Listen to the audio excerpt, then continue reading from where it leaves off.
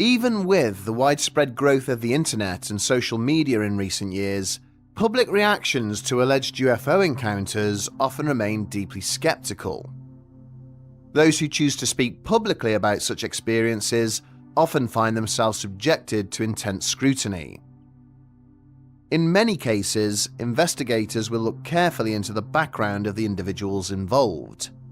Personal histories, past statements, and lifestyle details may all be analysed in an effort to determine whether there are any factors that might cast doubt upon the reliability of the testimony being presented. Other commentators approach the matter from a more technical perspective. Photographs or video footage that accompany a report are frequently studied in detail, with analysts searching for signs of manipulation, misidentification, or optical illusion. Even the smallest irregularity in an image can sometimes be cited as evidence that a sighting may not be as extraordinary as it first appeared. Yet, every so often, a case emerges which manages to capture wider attention despite this atmosphere of skepticism. These are the incidents that involve multiple witnesses, or which occur across a series of locations within a relatively short span of time. When this happens, the story can begin to take on a different character. One such case began to take shape in rural Wyoming during the mid-1970s. Against a backdrop of widespread reports of cattle mutilations and unexplained lights in the night sky, several residents of the region came forward with accounts of encounters that seemed to share a common theme. On the afternoon of the 25th of October 1974, a pickup truck belonging to the AM well service slowly pulled to a halt along the edge of the Medicine Bow National Forest in southern Wyoming. The vehicle had been borrowed earlier that day by one of the company's employees, Carl Higdon Jr., who had travelled out to the remote woodland with the intention of spending a few quiet hours hunting elk. Higdon was 41 years old at the time and had built a reputation amongst his colleagues as a dependable and easygoing foreman. Away from his job, he was known to enjoy spending time outdoors, and like many residents of the region, he was a capable hunter who was comfortable navigating the forests and open country that surrounded the town.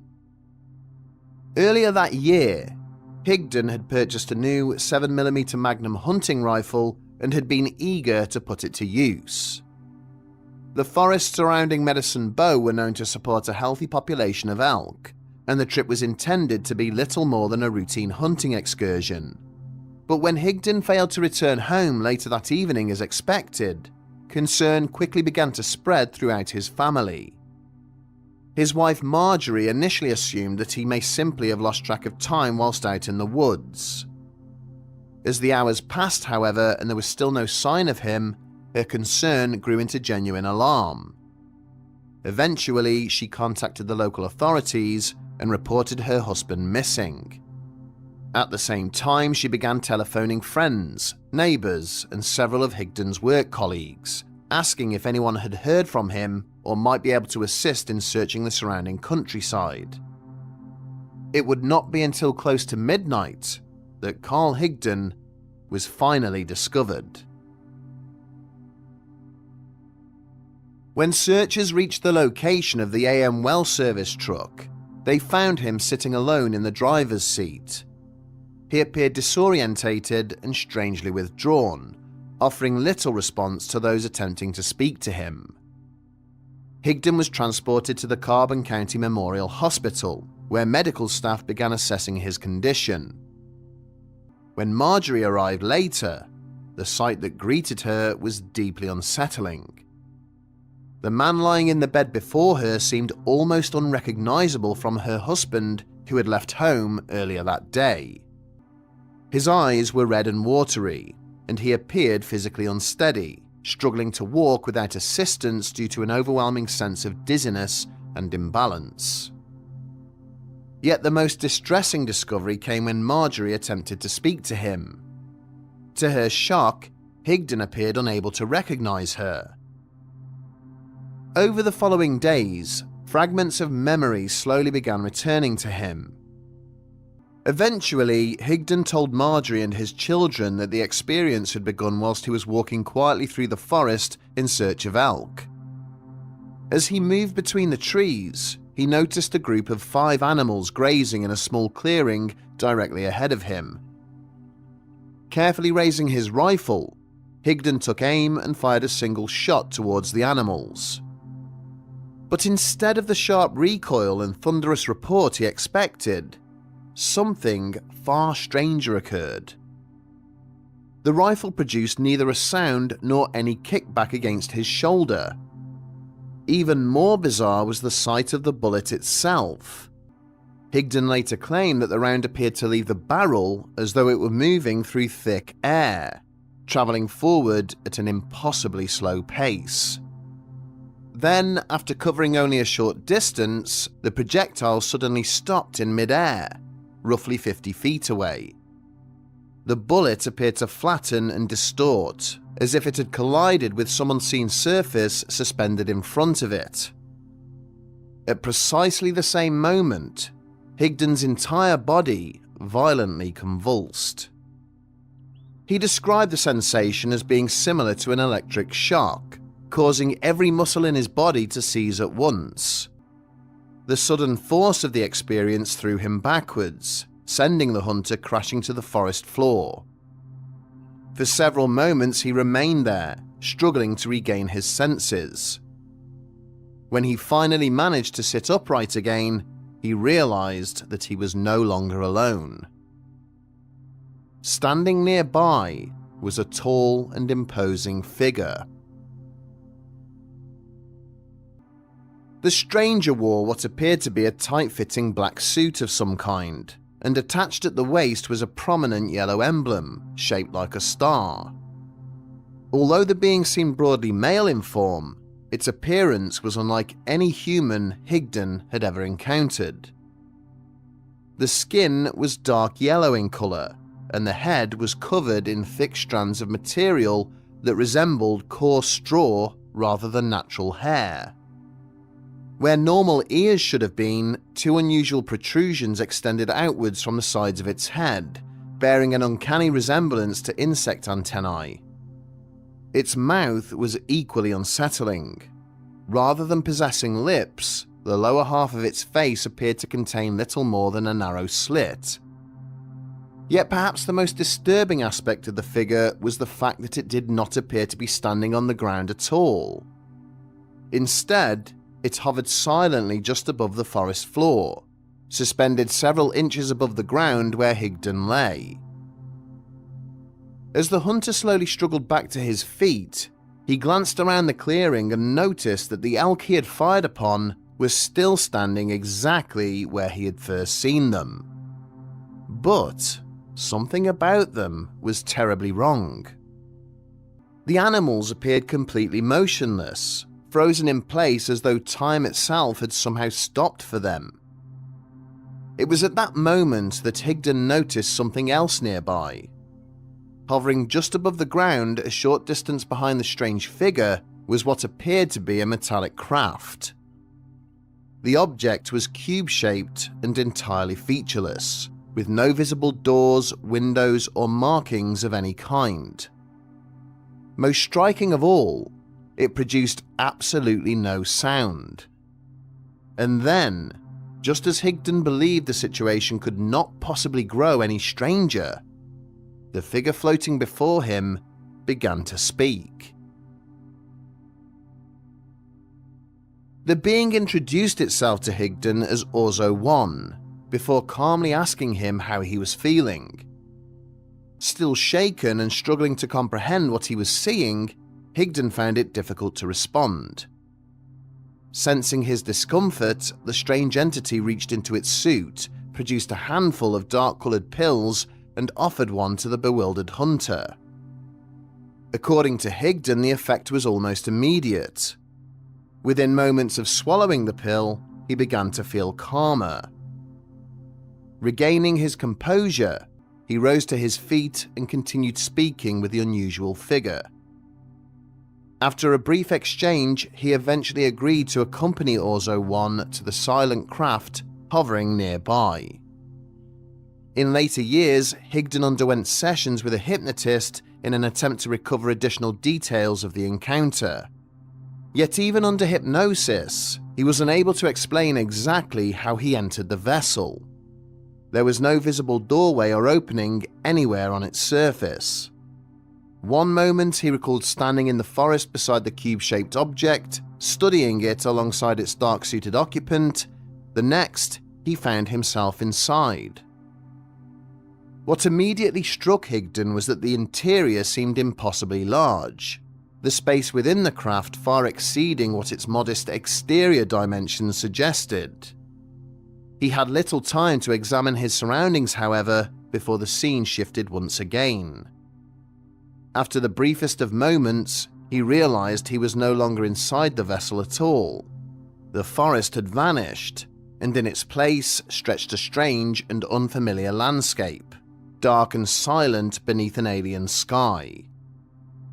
Several meters away stood a tall structure resembling a tower, and Orzo 1 motioned for him to follow. The two entered the building together, where Higdon discovered some kind of lift waiting inside.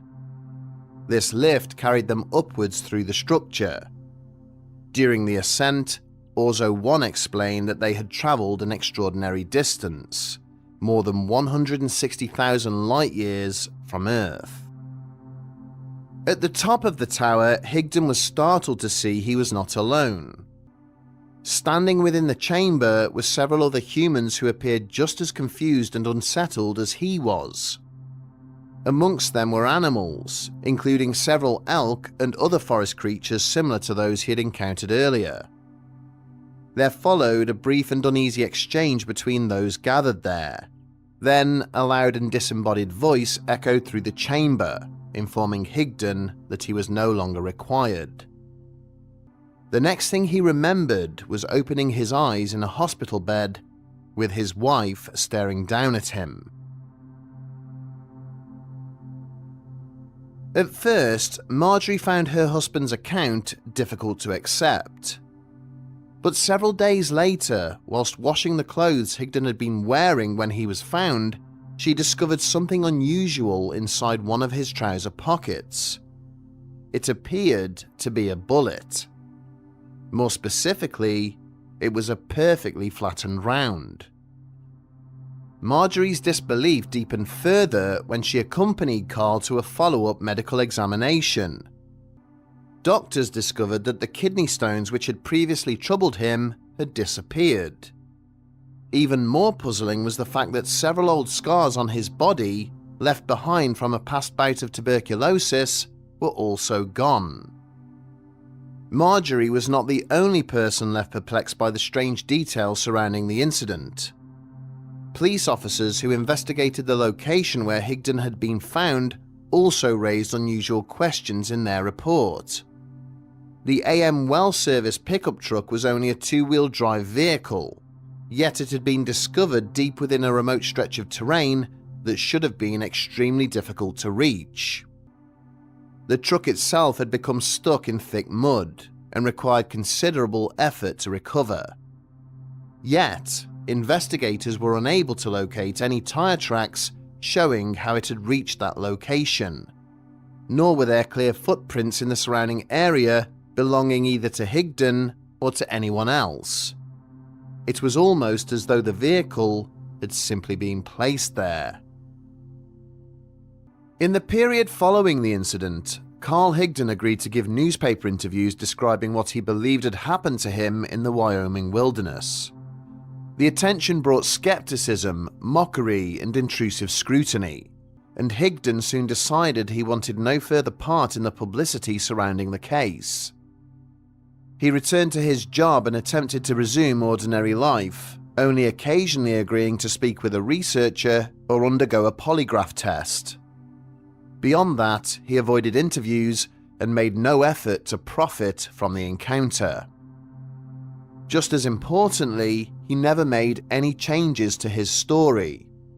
The central details remained consistent, even as the years passed and public interest faded. Eventually, researchers began linking his account to another strange series of events involving Wyoming resident Pat McGuire. At around the same time that Higdon claimed to have been taken to a distant world, McGuire, a well-known rancher near Laramie, had been dealing with an unsettling problem on his own land.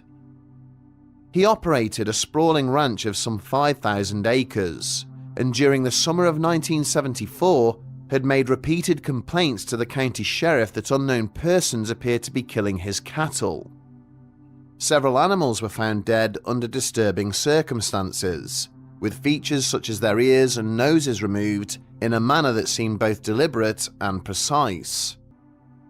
Alarmed by the repeated losses, McGuire and his workers began keeping watch over the ranch at night.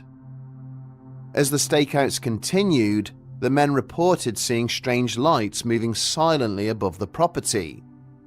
These objects did not behave like conventional aircraft. They maneuvered without sound and occasionally descended to the ground some distance from the main buildings. When the witnesses managed to get closer to one of these lights, they claimed to see a metallic craft resting on the land, from which tall, shadowy figures emerged. Each time one of the objects appeared, McGuire would discover another mutilated animal the following morning. Eventually, determined to put an end to whatever was happening, he enlisted the help of a worker named Jimmy Ashley. The two men concealed themselves at an isolated point on the ranch and waited in darkness. Before long, one of the objects they had seen before descended once again. This time, however, the two men stepped out from their hiding place and moved to confront the trespassers. As they drew nearer, McGuire noticed something unusual about Ashley's behavior. The ranch hand appeared to slip into a strange, trance-like state, his attention fixed entirely on the object. Without speaking, Ashley dropped the equipment he had been carrying and walked straight past McGuire towards the craft. Then he slowly reached out and placed one hand against its smooth metal surface. The moment he made contact with the object, the ranch hand was suddenly engulfed in what McGuire later described as a sheet of rolling flame. With a cry of pain, Ashley collapsed to the ground and began rolling desperately across the dirt in an effort to extinguish the fire that appeared to be consuming him. At the same moment, the craft shot upwards into the air, accelerating rapidly away into the dark sky. McGuire rushed to assist his employee, who was still crying out in pain. Yet, when he reached him, what he discovered was deeply unsettling. Despite the flames that had appeared to engulf him moments earlier, Ashley's clothing and skin were completely unmarked. In the days that followed, McGuire reported the incident to the police and explained that Ashley had never seemed quite the same afterwards. The ranch hand soon left his job and moved away from the area. Sometime later, McGuire agreed to undergo hypnosis in an attempt to recall what had taken place that night. McGuire now recalled that he had experienced multiple encounters with the occupants of the craft he had observed, whom he referred to as the Star People. Each of the beings was identical in appearance, standing well over 6 feet tall and heavily built, yet somehow moving in such a way that their feet never appeared to touch the ground. They possessed abnormally large eyes, but where their mouths and noses should have been, there were only shallow indentations, with no supporting features. Much like the being encountered by Higdon, the Star People were dressed in black bodysuits of some kind, each featuring a distinctive star-shaped buckle. In addition to taking tissue samples from his cattle, the Star People warned McGuire of a climate apocalypse that would wipe out much of humanity. They instructed him to dig wells all around his property and to stockpile as much water as possible, so that he and his children might endure the trials ahead. For years, Maguire's neighbours and fellow residents had insisted that the land on his ranch was unsuited to irrigation. They were therefore stunned when he went on to locate several underground water sources there and produce working wells with ease. Unfortunately for Maguire, with each period of hypnosis, his ability to process the information emerging from those sessions appeared to weaken. He began warning others of the danger and claimed the Star People had instructed him to father as many children as possible, so that his lineage might survive the catastrophe. It came as little surprise when his wife finally chose to leave him, taking their children with her and leaving him alone on the ranch. In 1982, Pat Maguire decided to run as a candidate for state governor, but his stories of alien abduction brought only humiliation, failure, and financial ruin. He was not treated seriously by the wider community and was eventually forced to leave the ranch he had worked so hard to maintain.